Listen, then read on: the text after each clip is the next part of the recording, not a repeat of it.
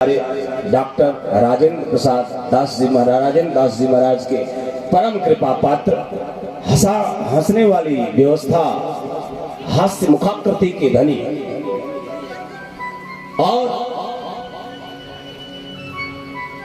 भक्तमाल की कथाओं में अनुप्राणित जिनका जीवन है, ऐसे मलुक पीठ के उत्तराधिकारी पूज्य चरण प्रातः स्मरणीय श्री श्री 108 धनंजय दास जी महाराज के लिए एक बार जोरदार तालियों से स्वागत करें हम और आप। हमारे समस्त वाद्य कलाकार सबको साधुवाद, साउंड सर्विस बहुत बहुत धन्यवाद। अब मैं इधर आऊंगा तो तू वहीं बोलूंगा, इसकी साउंड करना भाई, ये बहुत बढ़िया साउंड इसका है, अच्छा लगता है बोलने में। पंडाल में बैठे हुए समस्त श्रोता भगवान, हमारी आदरणीय वंदनीय स्नेहमयी माताएं, हमारी बेटियां, हमारी बहनें, छोटे छोटे नन्हे मुन्ने प्यारे प्यारे बच्चों, आइए दो बार भगवान के नाम का संकीर्तन कर लिया जाए। फिर जैसी श्री हरि की इच्छा उन्हीं के चरणों से कुछ पुष्प चुन करके उन्हीं के चरणों में समर्पित किया जाएगा। पता नहीं क्षणार्धम नहीं उजानामि दैव किम करिष्यति, कोई नहीं जानता। The date lays his icy hand on the head of king. The date come, the dateless night. मृत्यु बिना तारीख वाली रात को आती है, कोई जानता नहीं है कब आएगी। क्षणार्धम नहीं उजानामि दैव किम करिष्यति, क्षण मात्र में परमात्मा क्या करेगा। हम तो एक मुक्तक गाया करते हैं, जिंदगी के भरम नहीं होंगे, कुछ भी होने के गम नहीं होंगे। एक ऐसी भी रात आएगी, एक ऐसी भी रात आएगी, चांदनी होगी हम नहीं होंगे।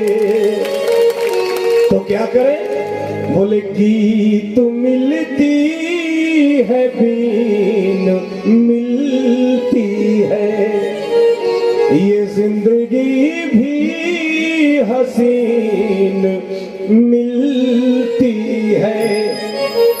अंत में हर किसी को मुश्किल से सिर्फ 2 गज जमीन मिलती है। तेरी जमीनों में बनेगी तुरबत या चिताओं में जलना पड़ेगा। जिंदगी एक किराए का घर है, एक न एक दिन बदलना, पता नहीं जिंदगी में क्या होगा। इसलिए सब बड़े प्रेम से गाएंगे, भज राम राम राम सीता राम राम राम, भज राम राम राम सीता राम राम राम, भज राम राम राम सीता राम राम राम, भज राम राम राम सीता राम राम राम, भज राम राम राम सीता राम राम राम, भज राम राम राम सीता राम राम राम। ऐसे नहीं, सब हाथों को ऊपर उठाएं, भज राम राम राम सीता राम राम राम, भज राम राम राम सीता राम राम राम। मंगल भवन अमंगल हारी, मंगल भवन अमंगल हारी, प्रभु दशरथ अजर बिहारी, प्रभु दशरथ अजर बिहारी, भज राम राम राम सीता राम राम राम, भज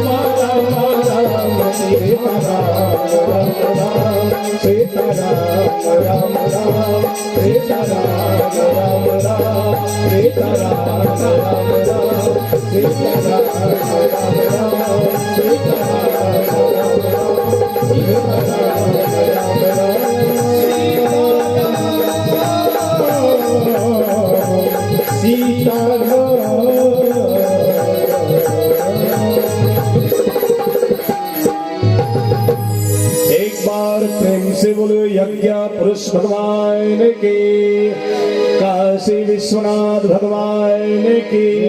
ओम नमः पार्वती पतये हर हर महादेव।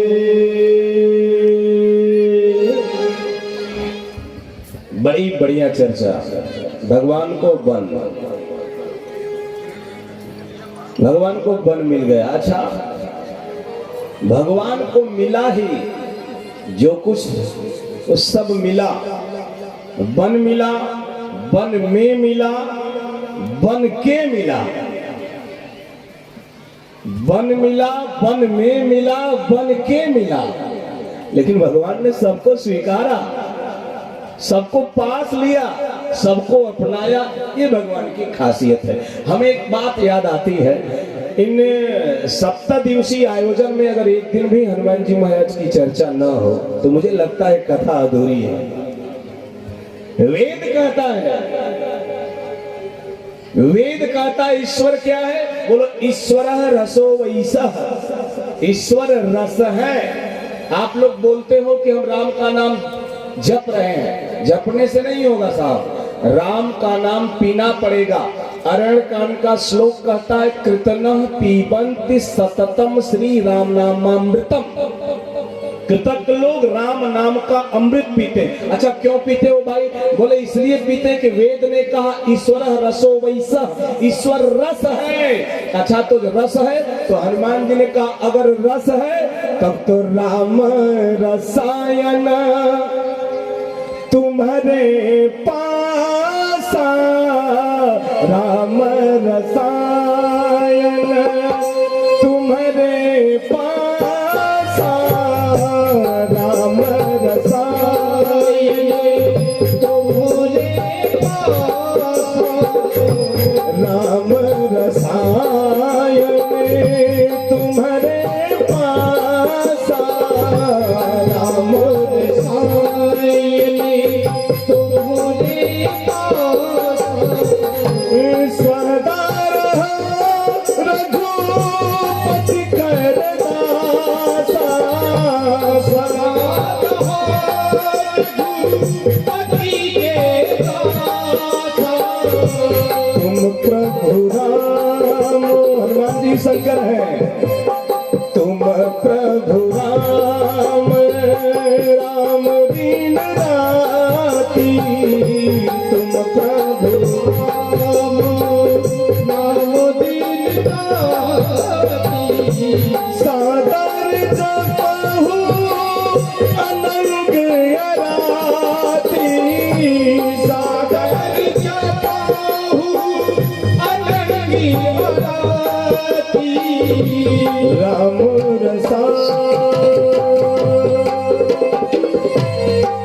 राम रस है, हनुमान जी इसको पीते हैं। एक घटना आपको बताऊं, जिस वक्त सीता जी के शोध की बात आई, एक डिम घोष कर रहा हूं। यहाँ बैठे हुए इतने लोग हैं, ये मेरी माताएं बैठी हैं, मेरी बेटियां मेरी बहनें बैठी हैं, अच्छे लोग बैठे हो, आप श्रोता भगवान बैठे हो। मैं श्रोताओं को भगवान कहता। बोले क्यों? बोले श्रोता के अंदर परमात्मा बैठकर कथा सुनता। मैं उस परमात्मा को परिलक्षित करके कहता हूँ श्रोता भगवान।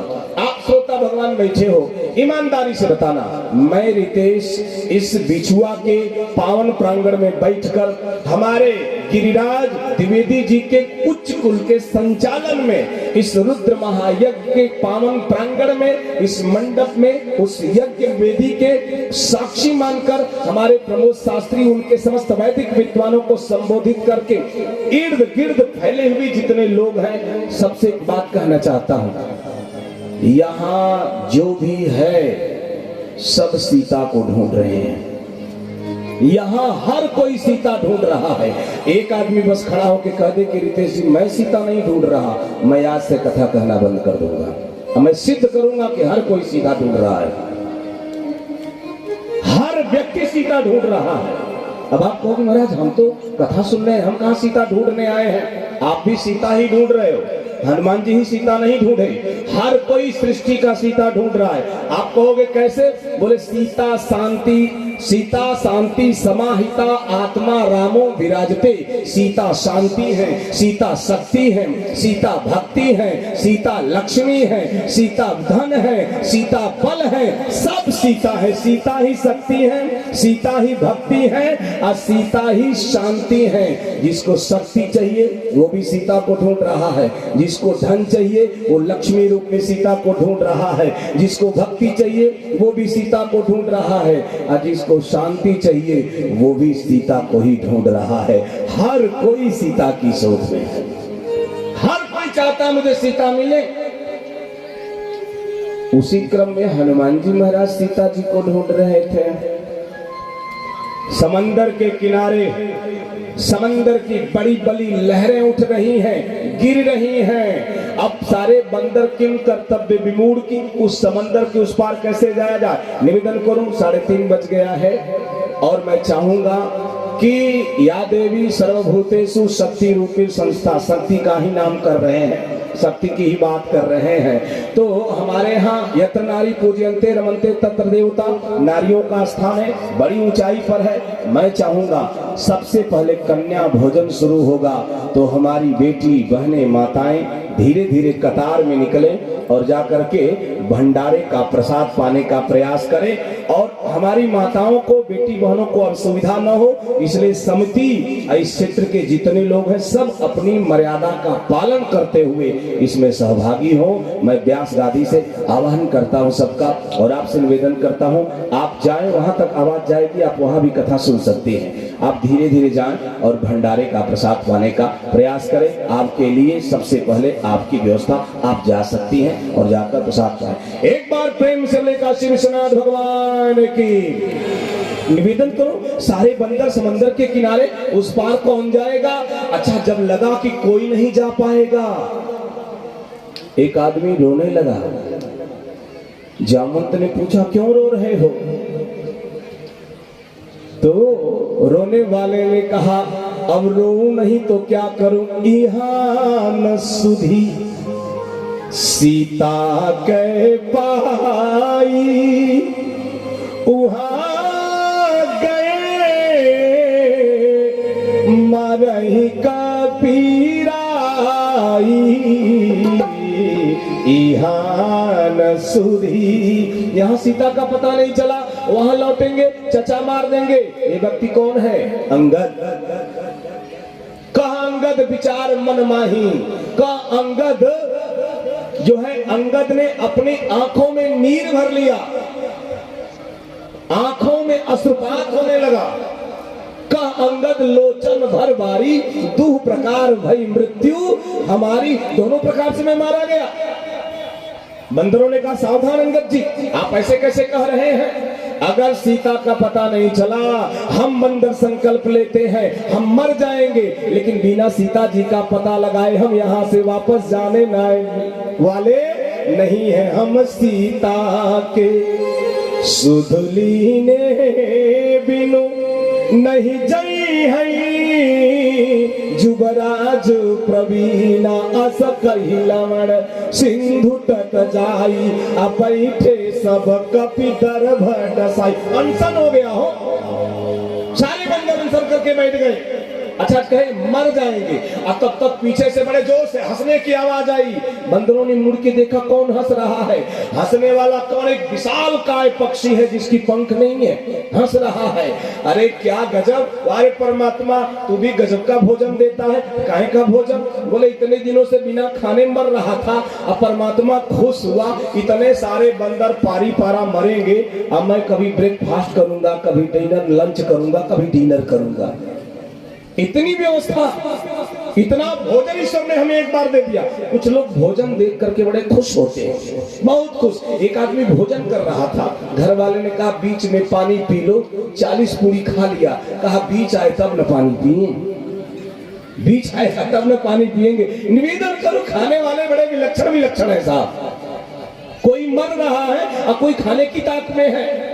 बंदर मरने की स्थिति, असंपाति खाने के लिए। अब जैसे आगे बढ़ा वैसे अंगद जी की बुद्धि काम की और अंगद जी ने कहा एक ये गिद्ध है, एक वो गिद्ध था, एक ये गिद्ध है, एक वो गिद्ध था। संपाति ने पूछा कौन ये गिद्ध है, कौन वो गिद्ध था?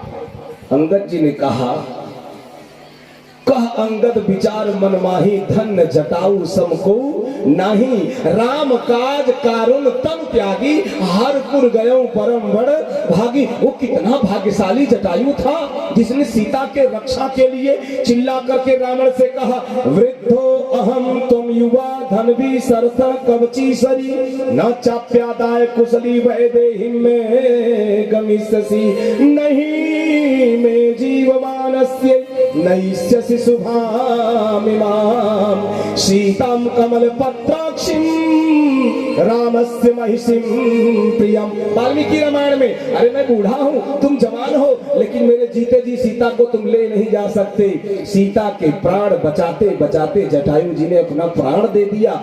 ये गिद्ध है जो खाने के लिए बोल रहा है। एक बार एक आदमी ने घर बनवाया, अभी गृह प्रवेश नहीं हुआ था, और तब तक छत पे गिद्ध बैठ गया। भगा सौरभ पंडित के पास, बाबा घर में प्रवेश नहीं हुआ, छत पे गिद्ध बैठ गया। पंडित जी ने कहा सुनो, एक छोटी सी हवन हो जाएगी, चिंता मत करो, जाओ हवन की तैयारी करो, लेकिन सुनो हवन में 5 लोग ऐसे होने चाहिए जो शाकाहारी हो, शुद्ध सात्विक वाले हो। उसने कहा घर में तो 10 लोग हैं, लेकिन हम पति पत्नी ही शाकाहारी हैं, बाकी 8 लोग सर्वाहारी हैं। पंडित जी ने कहा बेटा तो काहे चिंता करता है, 8 गिद्ध जब घर के अंदर हैं तो 9वां छत पे बैठ के क्या कर लेगा? 9वां क्या करेगा ऊपर बैठ के? कुछ नहीं बिगाड़ सकता। आहार और विहार दोनों शुद्ध होना चाहिए। अंगद जी ने संपाति को इंगित करके जब जटायु के बारे में बताया, संपाति नीचे उतरा, कहा सुनो सुनो, जटायु तो मेरा भाई था, क्या हो गया? पूरी बात बता दिया।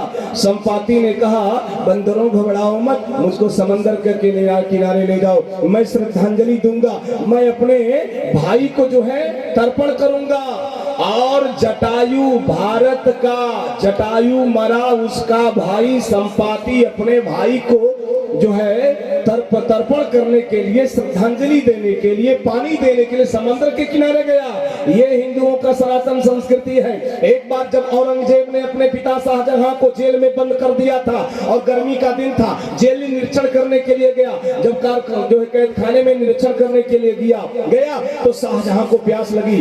जैसे बेटी को देखा तो औरंगजेब से शाहजहां ने कहा बेटा 1 गिलास पानी दे दो। औरंगजेब ने गुस्सा होकर के कहा तुम बादशाह है, दिल्ली बादशाह, औरंगजेब से पानी मांगते हो, तुमको शर्म नहीं आती? तुम कैदी हो और मुझसे बादशाह से पानी मांगते हो? इतना कर करके झड़प करके आगे बढ़ा। जैसे आगे बढ़ा वैसे शाहजहां ने दोनों हाथों पर उठाए और कहा या खुदा, अगर तेरी कयामत है, अगर तेरी पूरी सृष्टि है, अगर तूने सृष्टि को बनाया है, हिंदुओं की मान्यता है अगर नया जन्म होता है, पुनर्जन्म होता है, तो मुझे हिंदू के यहाँ पैदा करना। जैसे कहा हिंदू के यहाँ पैदा करना, औरंगजेब मुड़ गया, मुड़ करके कहा इस्लाम मानने वाले सनातन धर्म की बात करते हो और तुमको शर्म नहीं आती? देखिए हमारा मंच गौरवान्वित हो रहा है। महाराज जी का आगमन, एक बार जोरदार तालियों से स्वागत करिए। महाराज जी के चरणों में कोटि कोटि बालक का प्रणाम है और आशीर्वाद का आकांक्षी विराजे। निवेदन करो हरा हरा महादेव। सच की कहा जाए कि विश्राम दिवस की कथा हो ही नहीं पाती है सुचारू रूप से, क्योंकि भंडारे की भी चिंता है। कुछ लोग सोच रहे हैं उधर चाप रहे हैं, वो लोग हम यहीं बैठे हैं। तमाम बातें हैं, विनोद की बात है। निवेदन करूं आपको, बड़े ध्यान से सुनिएगा। औरंगजेब को जैसे शाहजहां ने कहा, औरंगजेब ने शाहजहां को डांट करके कहा, इस्लाम मानने वाले सनातन धर्म की बात करते हो, क्यों ऐसा है? शाहजहां ने कहा, औरंगजेब बेटा मैं प्यास से छटपटा रहा हूं, एक गिलास पानी मांगा, तुमने एक गिलास पानी नहीं दिया। धन्य है वो सनातनी जो एक गिलास नहीं, जो अपने मरे हुए पितरों को 365 दिनों में 15 दिन पितृपक्ष में पान देते हैं। ऐसे धर्म को मैं प्रणाम करता हूं और ऐसे धर्म में पैदा होना चाहता। ये सनातन है साहब, ये सनातन है। तर्पण किया, बंदरों की तरफ मुड़ा और मुड़ करके संपाति ने एक बात कहा, बंदरों चिंता मत करो। बंदरों ने कहा सीता नहीं मिली, चिंता न करे। उधर भगवान की आंखों से अश्रु गिर रहा है और तुम चिंता की बात करते हो। संपाति ने कहा, तह सुख उपवन जहां रहाई, सीता बैठी सोच रत यहाई। रावण के अशोक वाटिका में अशोक वृक्ष के तले सीता जी शोका अवस्था में रुदन कर रही है, मैं देख रहा हूं। जैसे कहा मैं देख रहा हूं, सारे बंदर कूदने लगे आकाश में। कहां देख रहे हो? हम भी देख लें। कहां देख रहे हो? किसी को नहीं सीता दिखाई दी। संपाति ने हंस करके कहा, बच्चा सीता जवान आंखों से नहीं, अनुभव की आंखों से दिखती है। सीता को देखना है तो अनुभव की आंख चाहिए। घर के बुजुर्ग का अनुभव और घर के जवान का बल जिस दिन एक हो जाएगा, उस दिन में घर में शांति की स्थापना हो जाएगी। जिस दिन घर के बुजुर्ग की बात मानी जाएगी और उसके बुजुर्ग की कही हुई बातों को मान करके जवान काम करना शुरू करेंगे, उस घर में कभी कोई कमी होने वाली नहीं है। ये हमारा सिद्धांत कहता है। गिद्ध ने कहा, मैं देखूं तुम नाई, गिद्धहि दृष्टि अपार, अब बूढ़ा भय उन्नत करते हूँ, कछुक सहाय तुम्हार। उठा हो गया, अन्यथा में करता। बता दिया, अब बता करके संपाति के पंख जमे, उड़ करके चला गया। अब बंदर सोचने लगे कैसे जाऊं। कोई कह रहा है 20 जोजन जाऊं, कोई कहा 50 जोजन, कोई कहा 70 जोजन, कोई कहा 80 जा सकता हूं। अंगद ने कहा मैं 100 जोजन जा सकता हूं। वापस आने में संशय है। सब लोगों ने कह दिया। अंगद जी जब कहे तो जामुन जी समझाए, इधर रुकेंगे तो कथा विलंब हो जाएगी, फिर कभी सुनाएंगे। बहुत लंबी व्याख्या है, घंटों की। निवेदन करूं, हनुमान जी को इशारा किया गया और हनुमान जी महाराज जामवंत के आदेश का पालन करते हैं। आकाश में उड़ते हैं, सुरसा को नापते हैं, सिंहिका को मारते हैं, लंकिनी को सत्संग बताते हैं, लंका में प्रवेश कर जाते हैं। एक घटना घटती है, ये समाज शैली है। अगर मैं बोला होता तो कम से कम 2 दिन बोलता तो हनुमान जी समंदर पार करते, लेकिन मेन पॉइंट में छूट जाता, गड़बड़ हो जाएगा। इसलिए टू दी पॉइंट हम बताऊं। निवेदन करूं आपको, जैसे हनुमान जी प्रवेश करते लंका में तो एक बड़ी अच्छी बात गोस्वामी तुलसीदास लिखते हैं, मंदिर मंदिर प्रतिकर शोधा, मंदिर मंदिर प्रतिकर शोधा, देखे जाता अगणित जोधा, देखे कहे अगणित जोधा, देखे जाता अगणित जोधा, देखे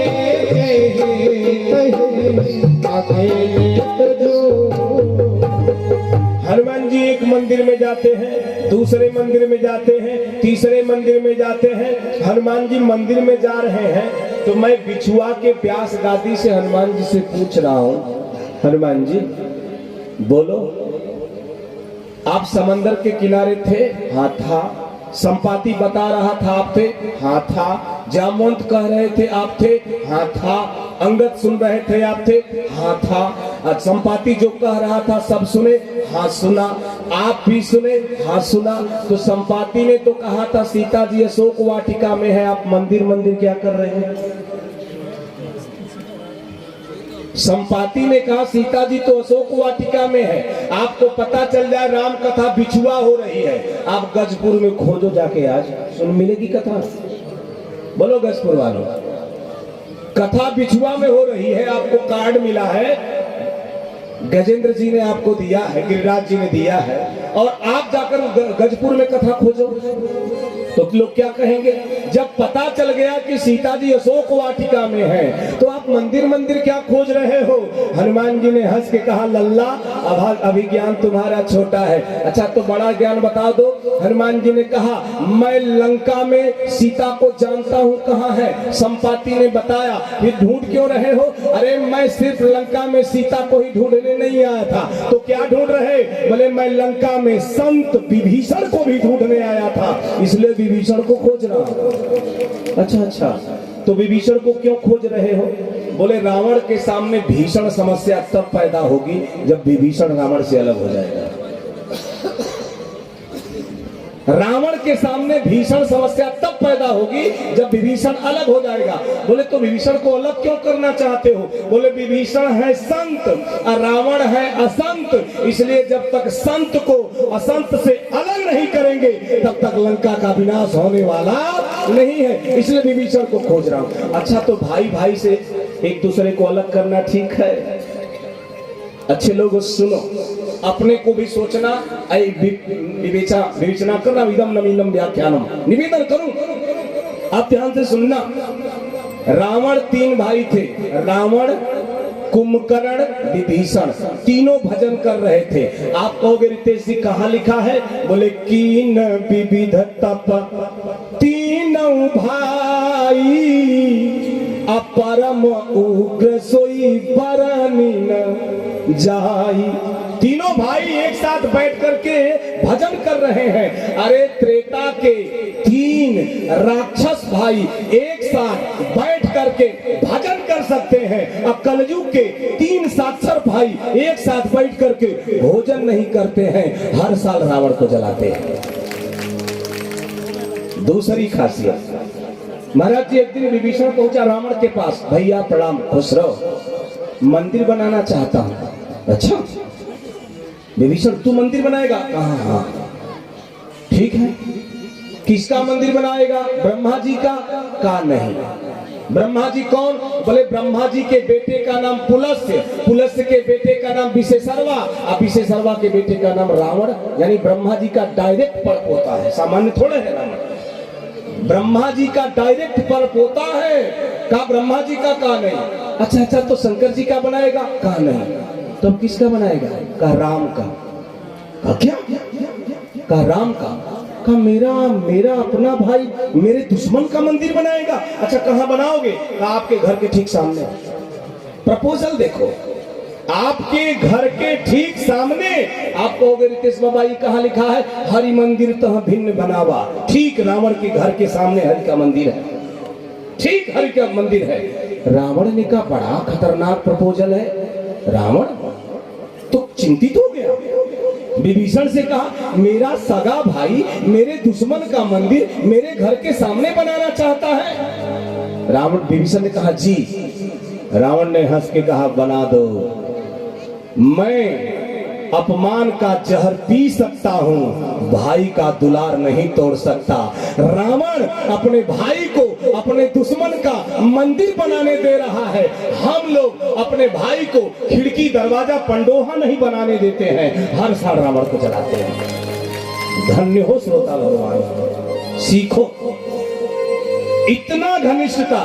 तीसरी खासियत, 2 भाई थे रावण के, एक कुंभकर्ण उसका काम था खाना सोना, उसका काम ही था खाना और सोना, और दूसरा भाई का काम था जपना।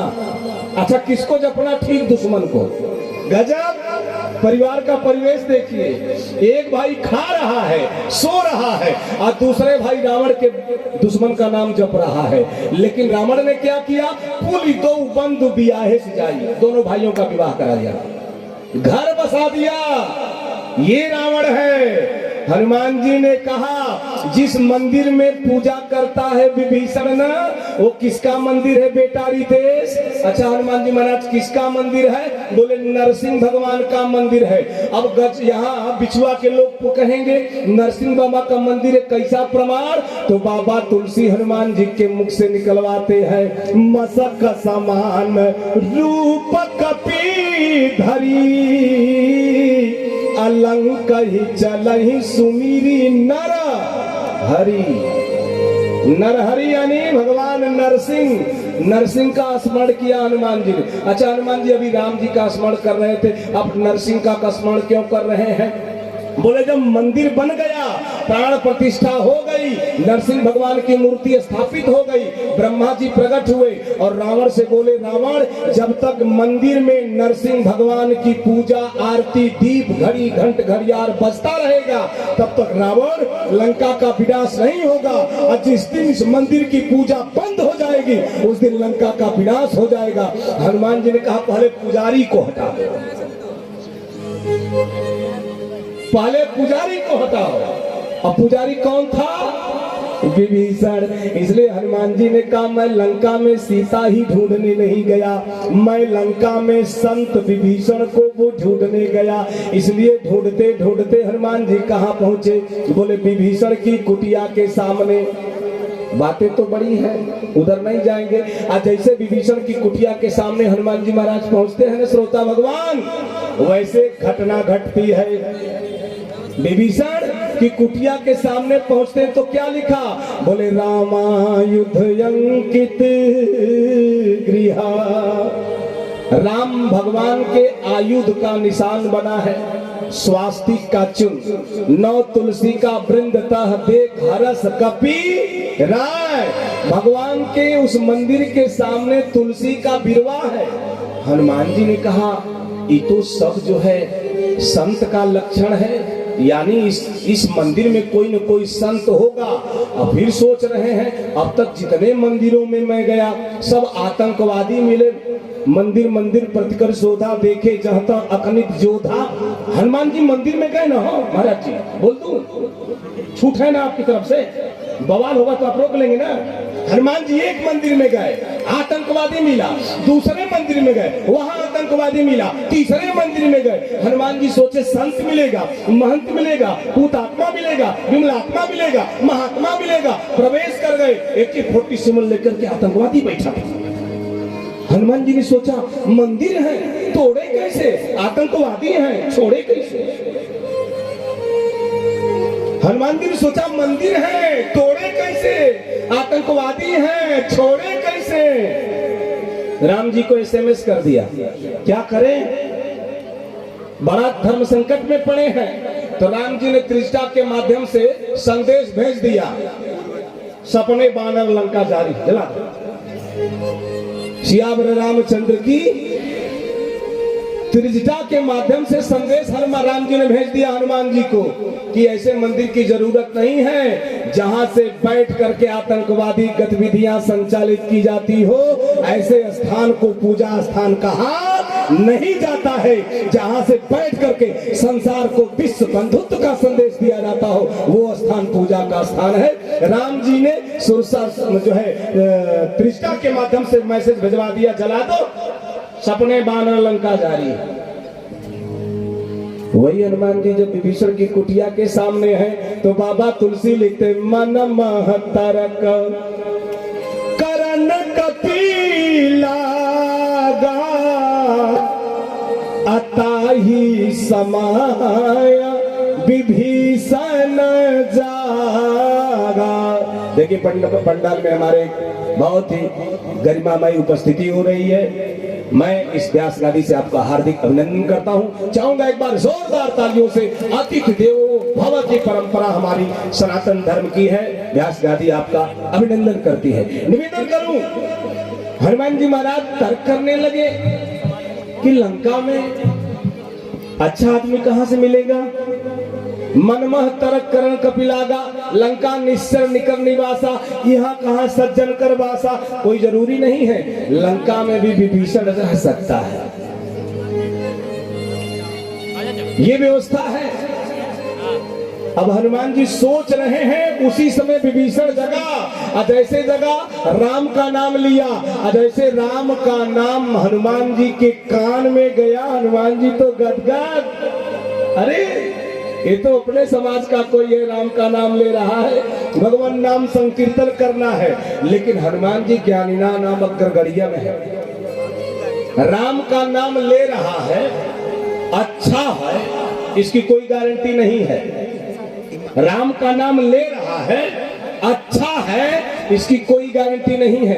एक आईएएस बहुत अच्छा आईएएस हो सकता है, जिला मजिस्ट्रेट डीएम हो सकता है, एक आईपीएस बहुत अच्छा पुलिस सुपरिटेंडेंट हो सकता है, एक डॉक्टर बहुत बढ़िया डॉक्टरी कर सकता है, इलाज कर सकता है, एक इंजीनियर बहुत बढ़िया बिल्डिंग बना सकता है, लेकिन बहुत बढ़िया इंसान हो इसकी कोई गारंटी नहीं है। बहुत बढ़िया इंसान हो इसकी कोई गारंटी नहीं है। वो अपने विभाग का प्रमुख हो सकता है, इंसान अच्छा हो ये जब तक परिलक्षित नहीं होगा तब तक कहा जाने वाला। हनुमान जी सोचे राम का नाम ले रहा है, ठीक है, लेकिन ये बहुत अच्छा हो इसकी कोई गारंटी नहीं है। राम का नाम लेने वाले अच्छे हो ये कोई बहुत गारंटी है क्या? हम राजनीतिक नहीं बोल रहे हैं।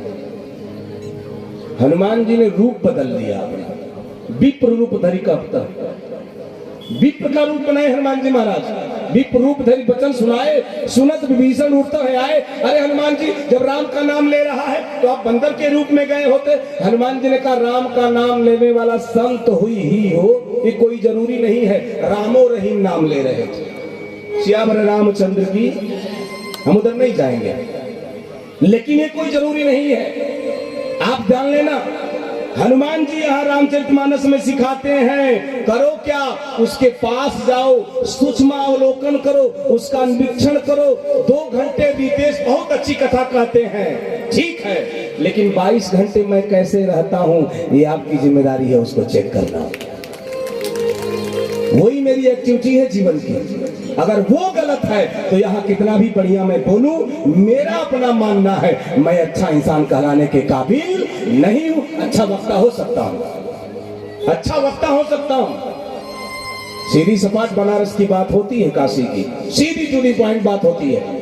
इसलिए निवेदन करूं, बहुत सूक्ष्म निरीक्षण करना, तब जाकर के समर्पण करना, अन्यथा फंस जाओगे। हनुमान जी क्या बने? बोले विप्र बन गए। विप्र यानी विशेष प्रज्ञा। विप्र उसको कहते हैं जिसकी विशेष प्रज्ञा हो।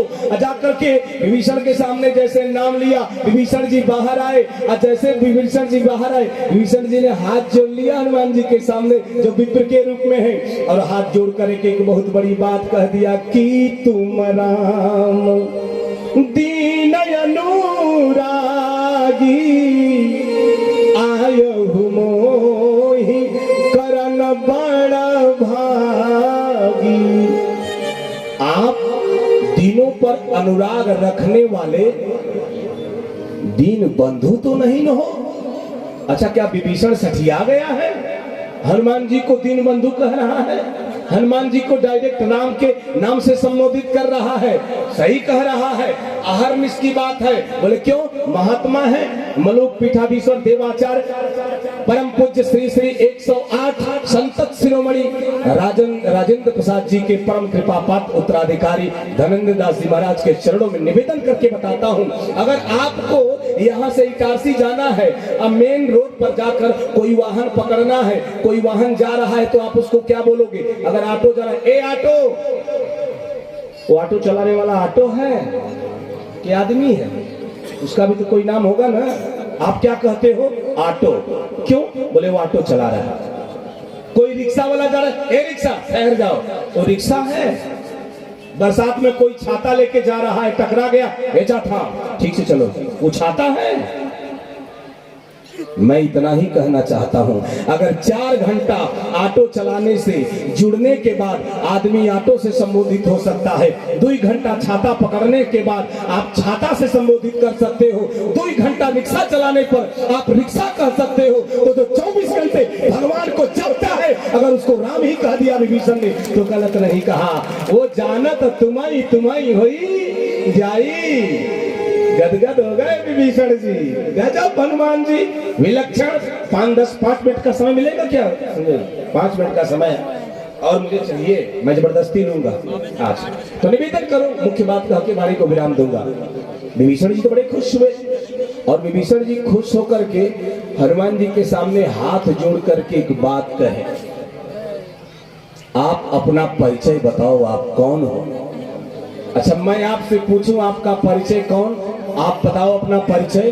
तो आज का आदमी 3 किलोमीटर लंबा अलंकार बताएगा, फिर अपना परिचय बताएगा, मैं फला हूं, पद पहले बताएगा।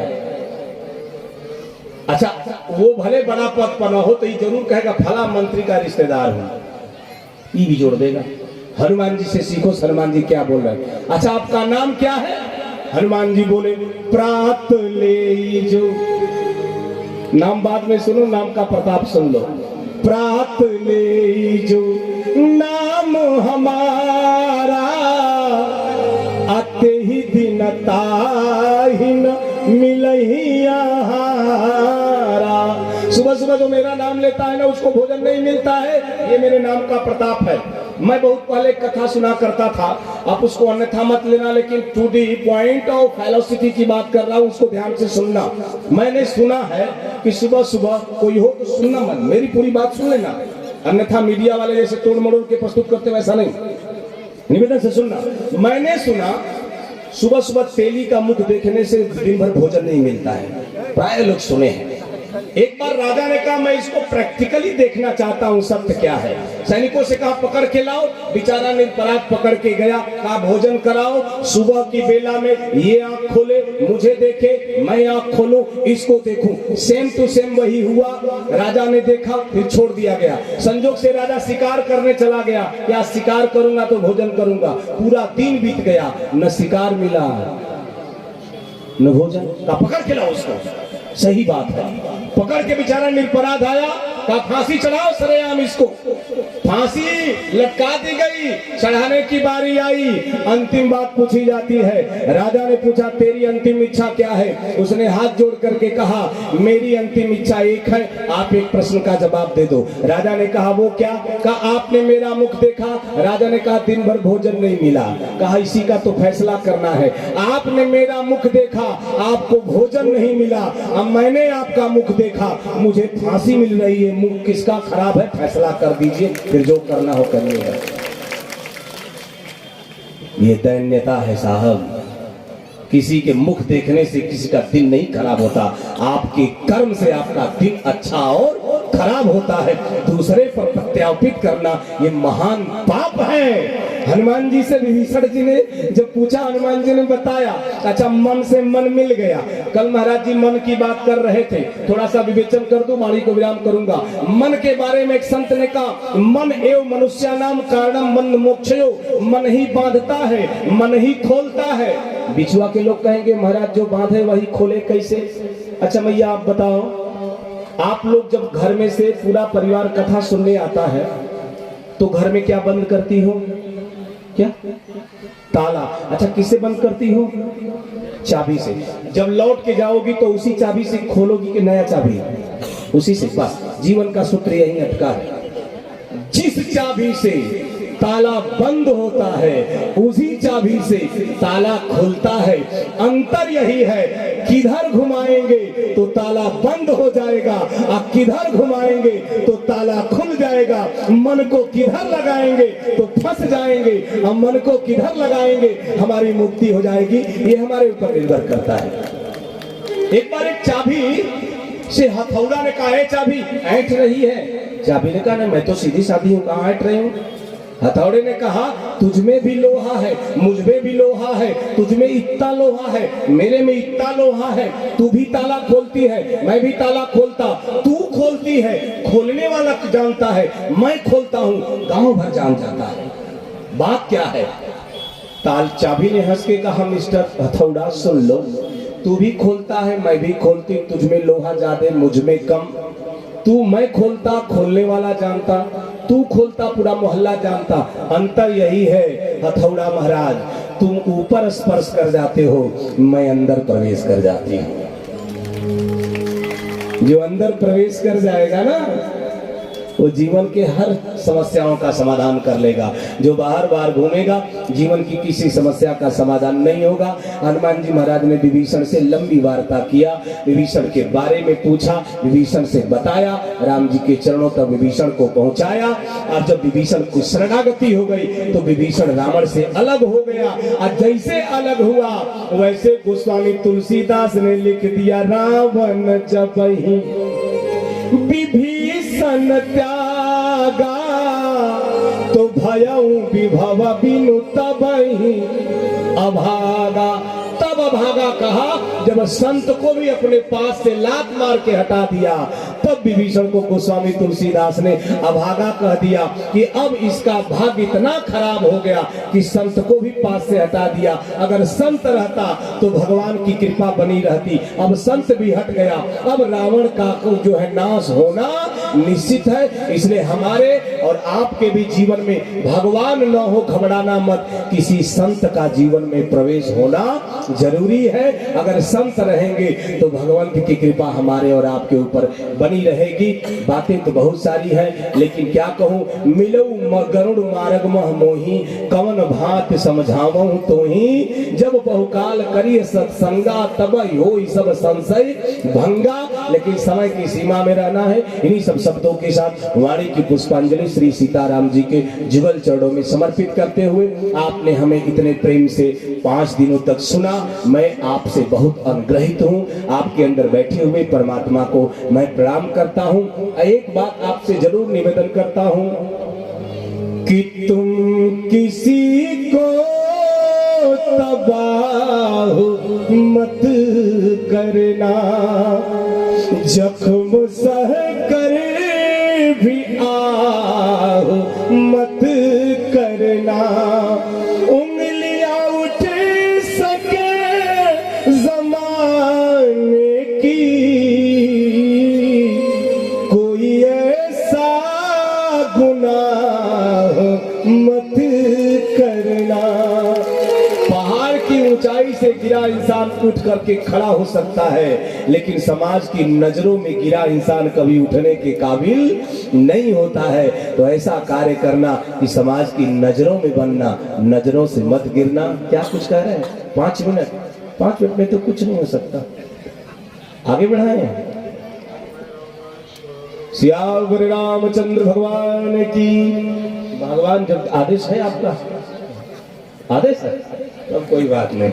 जब पावर हाउस बगल में है तो बल्ब जलेगा।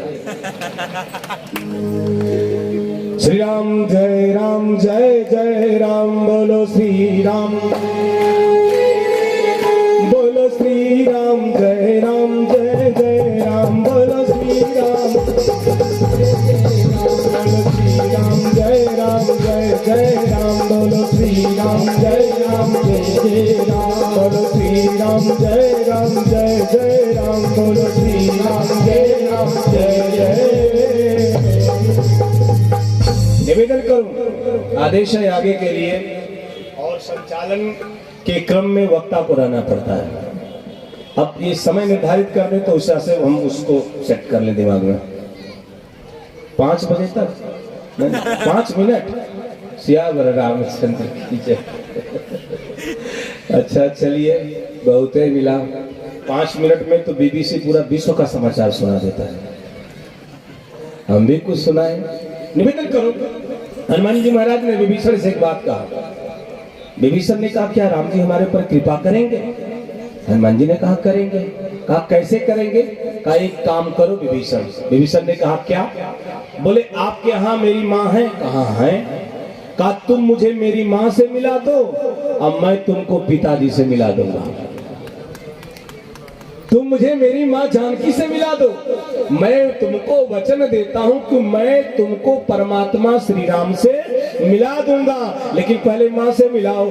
जैसे कहा माँ से मिलाओ, वैसे विभीषण ने जुगुत विभीषण सकल सुनाई, चले उपमन सुत विदा कराई। हनुमान जी महाराज विदा लेकर के उस युक्ति के अनुसार पहुंच गए। कहा? बोले रावण के अशोक वाटिका में, अशोक वृक्ष के पल्लों में छिपे हुए। अब पल्लों में नई नई कोपलें आई थी, नए नए खिले थे। बोले क्या बसंत का समय है? और निवेदन करूं, बसंत और संत का बड़ा जीवन में महत्व है। जब बसंत आता है तो प्रकृति मुस्कुराती है, और जब संत आता है तो संस्कृति मुस्कुराती है। ये तालमेल है। छिप गए पल्लों में हनुमान जी महाराज। आज छिप करके नीचे देख क्या रहे हैं? मैया जानकी जू रुदन कर रहे हैं। मैया जानकी जू के आंखों से अस्त्र गिर रहा है। ठीक उसी समय रावण आता है, और रावण जब आता है तो बड़ी गजब की बात करता है। सब बड़ी ऊंची बात बताने का प्रयास कर रहा हूं। रावण अपनी पत्नी मंदोदरी के पास पहुंचा, और मंदोदरी के पास पहुंच करके रावण ने एक बात कहा। देवी मंदोदरी ने कहा, जी कहा तुम्हारी श्रृंगार पेटिका क्या है? श्रृंगार दान जिसमें आप वो सब रखती हो, श्रृंगार वाला। मंदोदरी ने कहा, आधी रात को श्रृंगार दान क्या करेंगे? रावण ने कहा, मैं अट्टालिका से नक्षत्रावलोकन कर रहा था, आकाश के तारों की गणना कर रहा था। अब मैंने आकाश के तारों की गणना में मैंने देखा चंद्रमा पूर्णता पर है, और चंद्रमा के बगल में रोहिणी मंद मंद मुझे देख करके मुस्कुरा रही थी, और अच्छे लोग बैठे हो। रावण आकाश के तारों की गणना करता था। एक दुनिया का सबसे बड़ा ज्योतिषाचार हुआ, एक दुनिया का सबसे बड़ा जो है एस्ट्रोलॉजिस्ट हुआ, उसका नाम हुआ डेमेस्टियन। डेमेस्टियन एक बार आकाश के तारों की गणना कर रहा था, सड़क पर चल रहा था, जंगल पड़ा, जंगल में प्रवेश किया, टेलीस्कोपी से देख रहा था, ऊपर देख रहा, नीचे चल रहा था, अचानक कुएं में गिर गया। जब कुएं में गिर गया, जंगल में कोई नहीं, जोर जोर से आवाज लगाया, मुझे कोई बचाओ, मैं दुनिया का सबसे बड़ा एस्ट्रोलॉजिस्ट हूं। लेकिन कौन सुने? अचानक जंगल से एक बूढ़ी माँ निकली, कुएं के बगल से महाराज गुजरी, कान में आवाज गई। बूढ़ी माँ ने देखा एक आदमी चिल्ला रहा है, बचाओ। बूढ़ी माँ ने साड़ी खोल दिया, अपना 6 गज की साड़ी लटका दिया। डेमेस्टियन पकड़ा, बाहर आ गया, और जब बाहर आ गया तो डेमेस्टियन बड़ा खुश हुआ, और मैं रितेश भी बड़ा खुश हो गया। महाराज अगर वो माता ओवर स्मार्ट रही होती, साड़ी न पहन के सूट पहनी होती, सियावर रामचंद्र की, अगर साड़ी न पहन के सूट पहनी होती तो डेमेस्टियन अंदर खत्म। ये भारतीय परिधान है। डेमेस्टियन बाहर निकला, निकल करके कहा, अब्बा आपने मेरी जान बताया है, आपको पता है मैं कौन हूँ? मैं दुनिया का सबसे बड़ा एस्ट्रोलॉजिस्ट हूँ, मेरा नाम डेमेस्टियन है, मैं आकाश के तारों की जानकारी रखता हूँ, मैं नक्षत्रों को गिनता हूँ, मैं भविष्य लिख देता हूँ, मैं सबसे बड़ा ज्योतिषाचार्य हूँ। लंबी बात, अरे आप आना, मैं आकाश की जानकारी रखता हूँ, विदाउट कास्ट बताऊंगा। उस बूढ़ी माँ ने कहा, बब्बा जा, बच गया प्राण, ना घर जा। इसने कहा, माँ अवहेलना कर रही हो, हमसे पूछना, मैं पैसा नहीं लूंगा, आकाश की जानकारी रखता हूँ। उस बूढ़ी माँ ने कहा, चुप मूर्ख कहीं का, अरे पहले धरती पर संभल के चलना सीख ले, फिर आकाश की जानकारी रखना। 50 फीट नीचे कुएं में गिरा था, आकाश की जानकारी रखना। वैसे रावण आकाश की जानकारी रखता था, लेकिन जीवन के धरातल पर रावण को जीना नहीं आया। हर साल जलाया जाता है, हर साल जलाया जाता है। मंदोदरी से कहा, श्रृंगार पेटिका कहाँ है? मंदोदरी लाके रखे शीशे के बर्तन के सामने, जिसको दर्पण कहते हैं। शीशे के बर्तन के सामने मंदोदरी को बिठा दिया, नख से सिख तक श्रृंगार किया रावण ने मंदोदरी का। जब पूरा श्रृंगार कर दिया, मंदोदरी खिल उठी, और जैसे खिल उठी, रावण ने सोने की डिबिया उठाया, सोने की डिबिया को खोला, सोने का सलाका उठाया, और जैसे मंदोदरी की मांग भरना चाहा, मंदोदरी ने हाथ पकड़ करके झटक दिया। 22 वर्षों से कथा सुन रही हूं मैया, ऐसा कौन सा श्रृंगार है जब करेंगी आप, करेंगी आपका पति भी उसे करने का अधिकारी नहीं है? बता सकती है? नहीं जानती हो तो सुनो, सिंदूर। सिंदूर आपका पति दोबारा बनाने का अधिकारी नहीं है। एक बार सिंदूर मांग में भर दिया, वही आदमी दोबारा मांग में सिंदूर डालने का अधिकारी नहीं है। मंदोदरी की मांग में जैसे सिंदूर पहनाना चाहा, मंदोदरी ने हाथ पकड़ा, झटक दिया, शास्त्रज्ञ हो, वेदज्ञ हो, इतना पता नहीं है कि अगर किसी पुरुष ने किसी कन्या के मांग में सिंदूर डाल दिया और उसे पाणी ग्रहण संस्कार में प्राप्त कर लिया, वही पुरुष उसी नारी के मांग में दोबारा सिंदूर डालने का अधिकारी नहीं है। और मांग भरना यानी मांग पूरी करना। मांग भरना जानते हो? रावण ने कहा क्या? कहा हमने आपसे एक मांग मांगा था, आपने पूरी नहीं किया। रावण ने कहा कौन सी मांग मांगा था? तो पहले माताओं की मांग सीधी हुआ करती थी। माताएं कहती थी चलिए बिछुआ में कथा हो रही है, सुना दीजिए। हमारा विवाह कहता था समय नहीं है। अब माताएं इतना एडवांस हैं कि इनकी मांग सीधी नहीं 1.5 इंच खसक के यहाँ आ गई है ना। अब ये टेढ़ी मांग भरने के लिए हमारा विभाग दौड़ रहा है। मंदोदरी ने डांट दिया। तब रावण ने कहा मैं तुमको सजा करके सीता के सामने ले जाऊंगा। अब ये दृश्य देखिएगा, सीता के सामने क्या करोगे? बोले खड़ा करूंगा, तू सज जा। मंदोदरी सज गई। अब वही रावण लेकर के गया। मंदोदरी सोच रही है मेरा पति सीता के सामने खड़ा करेगा और सीता से कहेगा ए सीता, अगर तुमको अपनी सुंदरता पर इतना घमंड है तो देख मेरी पत्नी मंदोदरी तुमसे कम सुंदर नहीं। ये कौन है? बोले ये तो मैं तनुजा मंदोदरी नामा परम सुंदरी नारी ललामा। परम सुंदरी है। मंदोदरी सोच रही है मेरा पति मेरा श्रृंगार करेगा। और रावण ने क्या किया? सीता के सामने खड़ा कर दिया। और सीता के सामने खड़ा करके सीता जी की तरफ उंगली उठाया और उठा करके कहा ए सीता। और जैसे कहा ए सीता, मंदोदरी सोची अब कहेगा देख मेरी पत्नी तुमसे कम सुंदर नहीं है। ये मंदोदरी का भाव है। लेकिन रावण क्या बोल बैठा? तब अनुचरी करऊ पना मोरा एक बार बिलो की ममोरा। ऐ सीता, अगर एक बार देख लोगी तो मैं अपनी पत्नी मंदोदरी को तुम्हारी दासी बना दूंगा। ये तुमको वचन देता हूं। सोचो मंदोदरी के कलेजे में क्या हुआ होगा, कैसे फट गया होगा कलेजा उसका। एक पुरुष अपनी पत्नी को सजाकर दूसरी स्त्री के सामने खड़ा करके उसको अपमानित कर रहा है। अच्छा, बिछुआ की कोई माता रहती उस जगह पे और उसको सजाकर कोई उसका पति ऐसे कहता तो आजकल की माता इतना एडवांस है, अपना निडिल टॉप सैंडल निकालती और रावण के 20 गाल पर रसीद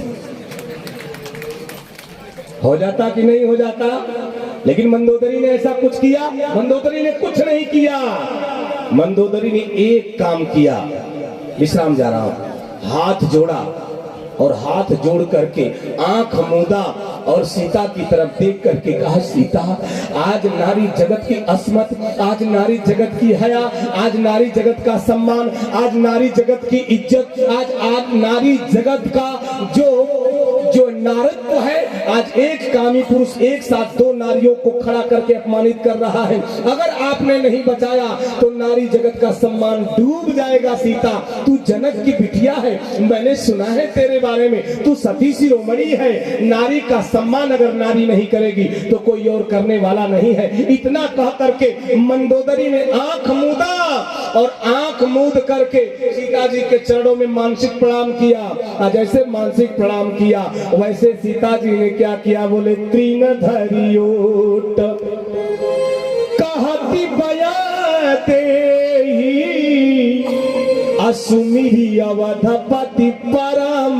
सने सुनद समुख खद्योत समाना। अरे तुम खद्योत के जैसे हो। झपट दिया सीता जी ने, डांट दिया रावण को और निर्लज्ज बना दिया। रावण का इतना अपमान रावण की लंका में हुआ। और जैसे अपमान हो गया वैसे मंदोदरी खिलखिला करके हंसी और हंस करके बोली, ऐ सीता, मैं मंदोदरी लंका की साम्राज्ञी तुम सीता को वचन देती हूँ कि जब तक ये प्राण तन में रहेगा मैं तुमको वचन देती हूँ मेरा पति रावण तेरा बाल बांका भी नहीं कर सकता। ये मंदोदरी का वचन है। इसको संत ने लिखा, क्यों कर रही हो मंदोदरी? एक संत बोल रहे हैं कि मैंने, मंदोदरी बोल रही है, मैंने सहा है अपमान आज वाटिका में, शायद ही वह और किसी नारी ने मैथिली को प्राप्त करने के लिए मुझको ही दाव पे लगाया। मेरे पति दुराचारी, किंतु मैथिली ने एक बार भी निहारा नहीं, जबकि जतन तो अनेक किया काम के पुजारी ने। इसलिए सीता की ऋणी हूँ मैं, रावण की ऋणी नहीं। मेरी तो बचाई लाज जनक दुलारी ने, मेरी लाज सीता ने बचाई है। इसलिए मैं वचन देती हूँ कि जब तक मैं जिंदा रहूंगी मेरा पति सीता तेरा बाल बांका नहीं कर सकता। ये नारी के लिए जब खड़ा होती है तो किसी पुरुष की औकात नहीं है कि नारी का अपमान कर ले। अंतिम बात कहूं, वाणी को विराम दूंगा। अगर कोई लड़का किसी लड़की को सड़क पर छेड़ करके आता है, अशब्द बोल करके आता है, छीटा कसी करके आता है, जैसे घर में प्रवेश करे, घर के लोग जानते हो, उसी लड़का का उसी की बहन दरवाजे पर हाथ रख के खड़ा हो जाए और बोले भैया जिस बहन को तुम छीटा कसी करके आ रहे हो, अगर उस जगह मैं होती तो तू क्या करता। मैं ईमानदारी से रितेश कहता हूँ, जिंदगी भर किसी बहन की तरफ बुरी निगाह उठाकर देखेगा नहीं, लेकिन घर की बहन तो कुछ बोलती ही नहीं है। खड़ा हो जाओ। एक नारी का सम्मान दूसरी नारी ही बचा सकती है। संस्कार आप भर सकती हो, ये आपके अंदर क्षमता है। इसलिए नारी के प्रति समर्पित हो तो लंका में भी सीता की इज्जत बच सकती है। ये नारी का नारित्व है। जयशंकर प्रसाद ने एक बड़ी सुंदर बात महाकाव्य कामायनी महाकाव्य में महाराज लिखा, नारी तुम केवल श्रद्धा हो, विश्वास रजत नग पग तल में, पीयूष स्रोत सी बहा करो जीवन के सुंदर समतल में। ये नारी है जब अपने नारित्व पर आती है तो परम पिता परमेश्वर को भी लालना बना करके पालना में झुला देती है। ये नारी है। इसलिए यत नारी पूजयन्ते रमन्ते तत्र देवता। ऐसी मैया का दर्शन हनुमान जी ने किया, कथा सुनाया, राम जी के पास आए। आगे की व्यवस्था अगले सालों में। सियावर रामचंद्र भगवान की। ओम नमः पार्वती पतये हर हर महादेव। मैं इस विश्राम दिवस पर आप सबको बनारस आहूत करता हूँ। बनारस घूमना हो, विश्वनाथ जी का दर्शन करना हो, हरिश्चंद्र घाट के बगल में शिवाला घाट है। शिवाला घाट पर राजगुरु मठ, जहाँ आदि शंकराचार्य ने तपस्या किया और उसी मठ पर बैठकर वहीं तपस्या करके भारत में 4 शंकरा पीठों का निर्माण किया। उस स्थान का नाम है राजगुरु मठ। वहीं का मैं सेवक हूँ, वहीं का अधिकृत वक्ता हूँ। आप आए, आपका स्वागत है। अगर हमको सोशल मीडिया से हमसे आपको जुड़ना है तो रितेश जी महाराज के नाम से, रितेश में R कैपिटल और इसके बाद G कैपिटल और फिर इसके बाद महाराज में M कैपिटल अंग्रेजी में। आप हमारे सारे सोशल मीडिया से, ट्विटर से लेके इंस्टाग्राम से लेके फेसबुक पेज से आप जुड़ सकते हैं। जुड़े, भगवान की कथा को सुने। सियावर रामचंद्र की जय। ओम नमः पार्वती पतये हर हर महादेव। 2-4 मिनट ज्यादा हुआ, क्षमा प्रार्थी। धन्यवाद श्रद्धेय रितेश जी। अखंड भारतवर्ष के हृदय में विराजमान पुनीत ग्राम विश्व की पावन धरा पर पधार कर हमें अनुग्रहित करने वाले सभी धर्मावलंबी महानुभाव का